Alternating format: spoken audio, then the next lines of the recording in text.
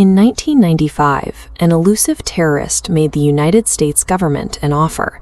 He promised to stop a 17-year bombing campaign entirely under one condition. The New York Times and the Washington Post had to publish his 56-page philosophical essay. For nearly 2 decades, this phantom killer, known only by the FBI codename Unabomber, had paralyzed America's academic and technological elite.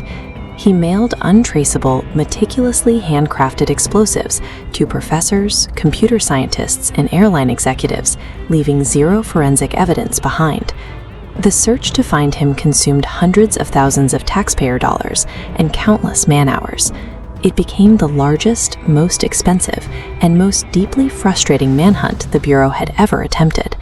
The public was left to wonder about the mind behind the terror.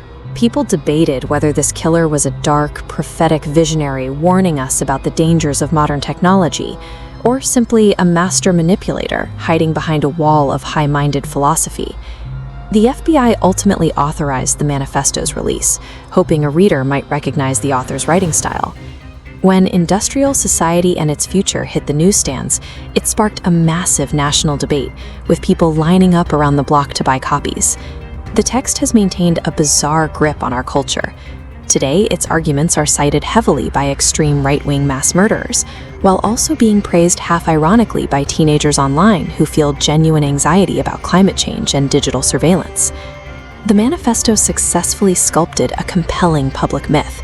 It painted its author as a tragic, radical eco-philosopher, a man driven to extreme violence by a noble, albeit twisted, desire to save humanity from itself. Taking the manifesto at face value obscures the reality of the man who wrote it. The truth of the campaign is found in a private, unvarnished record that he never intended for the public to read. To understand how that myth took shape, we have to look back at his origins. Ted Kaczynski grew up in a standard working-class family in the Chicago suburbs. He was a highly sensitive, gifted prodigy with a 168 IQ who skipped 2 grades and enjoyed a normal group of friends. At just 16 years old, Kaczynski enrolled at Harvard University. Moving from a blue-collar neighborhood into the epicenter of America's academic elite subjected him to immediate and severe culture shock. Other students and faculty members openly mocked his worn-out clothing and his youth. He lost the feeling of being the smartest person, becoming the target of intense intellectual snobbery.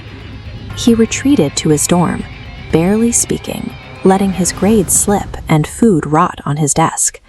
During these years, he developed a deep, permanent resentment toward the highly educated individuals surrounding him. Harvard provided Kaczynski with an elite education, but it also actively incubated a hostile, lifelong fury toward what he would eventually brand the technician class. At the exact same time, a highly respected psychology professor named Henry Murray was conducting secretive CIA-backed experiments on the Harvard campus under the codename MKUltra. Murray recruited vulnerable students, asking them to write deeply personal essays about their core beliefs. He then handed those essays to trained lawyers who used the students' own words to aggressively humiliate them in brightly lit interrogation rooms over and over again. Kaczynski was the youngest and poorest participant in the study. Already isolated and deeply pessimistic, his psychological responses to the abusive tests were recorded as the most extreme of anyone in the group. While psychologists disagree on whether these experiments caused lasting mental illness, a label Kaczynski vehemently rejected until the day he died, they clearly acted as a powerful accelerant for his existing hatred of people in power. This state-sponsored psychological abuse cemented his obsession with systemic control. It took his abstract anger at the academic elite and forged it into a concrete, driving desire to exact personal revenge. He eventually secured a tenure-track professorship at Missy Berkeley, but abruptly quit to sever his ties with society entirely. He moved to the deep wilderness of Lincoln, Montana, building this primitive 10 by 12 foot wooden shack with no electricity or running water. He transformed into a painfully thin, unkempt hermit whose clothes literally rotted off his body. Inside these four walls, he spent years meticulously engineering a series of increasingly deadly explosives out of scrap metal and household chemicals. Kaczynski deliberately targeted scientists and industry executives, crafting an elaborate eco-warrior persona. He dressed up his personal sadism in grand philosophical terms, presenting his violence as a necessary fight against industrial technology. But his desire for ideological validation exposed a fatal flaw in his design.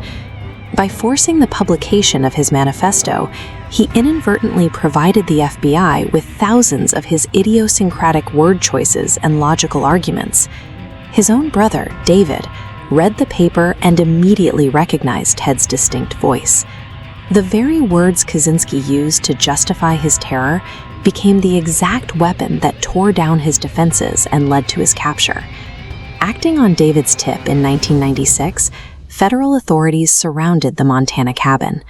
They lured the disheveled suspect outside and found a massive cache of bomb-making materials, including a live explosive hidden directly under his bed. The true prize of the investigation, however, was a collection of 40,000 meticulously organized pages of private journals. The journals were locked behind a mathematical cipher more complex than anything the FBI had encountered during the Cold War. The Bureau only managed to decipher the text because Ted left his internal reference sheets inside the cabin. He maintained this massive written record for one specific reason. He was terrified that the world would label him legally insane. He wanted undeniable, documented proof that his actions were the result of a clinical, rational mind. When investigators translated those pages, they found the unvarnished truth. The journals permanently stripped away the high-minded public persona he had spent decades trying to build. The private writings stood in stark contrast to his published manifesto. While claiming to be a radical defender of nature, Kaczynski confessed in his diary to mocking environmentalists, poaching animals, and illegally logging protected land. The text laid bare his shockingly petty motivations. He wrote about killing neighborhood dogs because they barked too loud, fantasizing about murdering women simply because they rejected him, and killing people explicitly because he enjoyed inflicting suffering. He admitted in his own hand that he adopted the environmental cause merely as a tool. It was the most potent, socially acceptable excuse he could find to justify his overwhelming urge to commit murder. Kaczynski's own writings describe a man fueled by deep resentment and narcissistic rage. Adopting a grand environmental cause provided a socially potent shield for his decision to carry out personal vengeance.